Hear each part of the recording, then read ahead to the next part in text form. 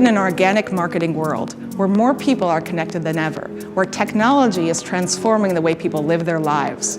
For brands to be relevant, to provide value, they need to improve people's quality of life and well-being. And if a brand becomes more meaningful, it also becomes more valuable, and this increases business results. Our Meaningful Brand takes a unique look at the connection between people and brands. We are able to measure the business benefits gained by a brand when they are seen to notably improve people's lives. Our study this year is the most comprehensive to date. We've talked to 300,000 people in over 34 markets and looked at over 1,000 brands. Meaningful Brands defines well-being on 3 major pillars of human benefits: marketplace, personal, and collective. When we look at marketplace benefits, we're talking about the functional benefits that a product brings to people's lives. When we look at personal benefits, we're asking, what is the brand doing for me as a consumer? Are they helping me learn new skills? Are they helping me show off, for instance? And then when we look at collective benefits, we're looking at what the brand brings to the community that surrounds me and what it's doing for the people that I care about. Year on year, the study shows us that almost 74% of brands could disappear and people really would not care. If we look at the different regions all over the world, we see that the gap is continuing to widen.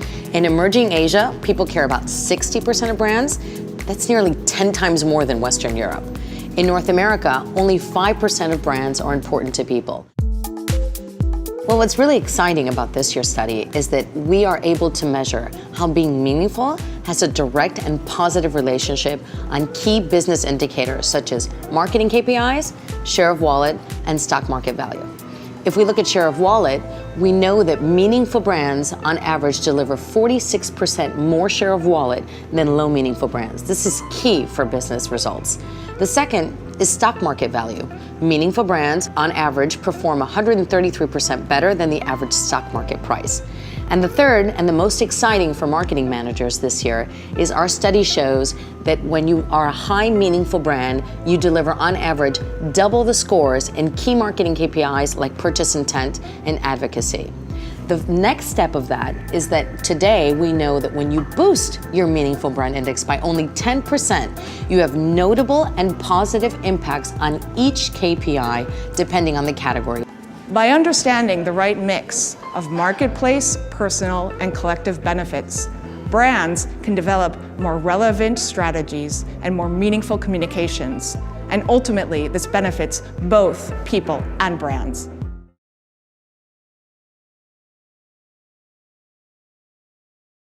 In a hyper-connected world, what we have to do is move from differentiation to actually making a difference to people, communities, and societies, mattering in human terms.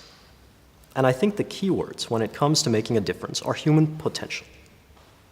We have to begin as marketers, to begin taking on the challenge of amplifying and enhancing human potential, not just differentiating products. So we've got this problem, this great problem of indifference. The majority of people don't care if 80% of brands disappear tomorrow, despite the billions that we pour into trying to make them care. Maybe the truth is that the more that we try and differentiate industrial age stuff, the same old stuff, the more we're playing a game of diminishing returns. To lick this problem of indifference, maybe it's necessary to reposition what we think of as static brands as sets of value-added services that are actually useful to people, that benefit people, that matter in human terms. And maybe it's vitally important to reposition communications from these intrusive, interruptive costs and taxes that people have to pay to real benefits that improve people's quality of life. The majority of people wouldn't care if 80% of brands disappeared tomorrow. It's kind of a stark repudiation of the idea of the much-loved aspirational brand. And what it tells us is that though people may aspire to consume and to own and to have, they are less attached and more indifferent than ever to brands. So the question is, what's next? In our research, what we have identified is kind of a next step for brands, beyond functional brands, beyond aspirational brands. It's what we call a meaningful brand. And a meaningful brand is a brand that matters to people in human terms. And what a meaningful brand does is it doesn't signal from consumer to consumer that I've arrived, that I'm somebody. Look at my level of consumption. Look at my income. Look at my status in society.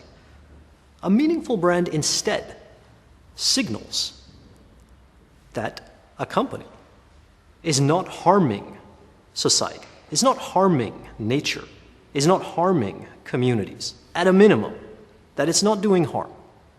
Because we can't have a meaningful impact on people if we're also doing harm. That's the first step. The second step is that a meaningful brand has a tangible positive impact on people's outcomes, on people's quality of life. It makes them authentically better off in terms that matter to them. It makes them smarter, it makes them fitter, makes them more intelligent, makes them better connected, it makes them more productive, it makes them financially, economically better off, any or all of these things. That's what a meaningful brand does. And it's a quantum leap beyond an aspirational brand. It says, I will meaningfully enhance your potential as a human, as a person. I will help you flourish and become better, meaningfully better than you were yesterday.